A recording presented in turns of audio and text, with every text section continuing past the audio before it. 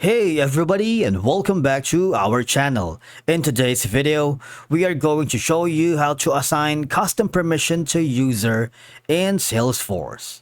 Let's begin. Now, the first thing that you need to do is to log in using your credentials. If this is your first time in Salesforce, I want you to click the sign up option. And from here, just follow the on-screen instructions and you're good to go. To assign custom permissions to a user in Salesforce, you must assign them via the permission sets or profiles, as custom permissions themselves cannot be directly assigned to users. Now, one of the best way for you to do it is simply go to the gear icon setting on the top right corner. I want you to click on it, and from the setup, there's going to be a quick find option on the upper left corner and type in user. So this is going to be the first way.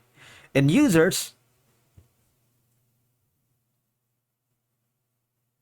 for example, we're looking about the DFLAFS account. If you click on it, and for you to be able to assign a custom permission to this specific user, there's going to be an option here that says permission set assignment. Okay? And again, you see another option that says permission set assignments, activation required. So there's a lot that you can work with. But of course, this is going to be the first quickest way for you to assign custom permission. All right. And from here, all I have to do is click on give permission and access, because this method is very flexible, because the permission set allows you to assign different permissions to specific user without changing their profile. All right, from here you have multiple options. Did you see that? So that's one way.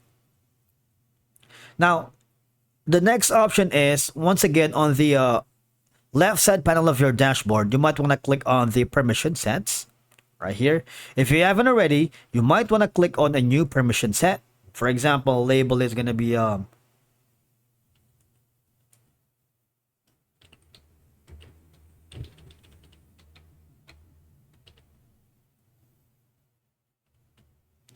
okay, so from there, all I have to do is click on save.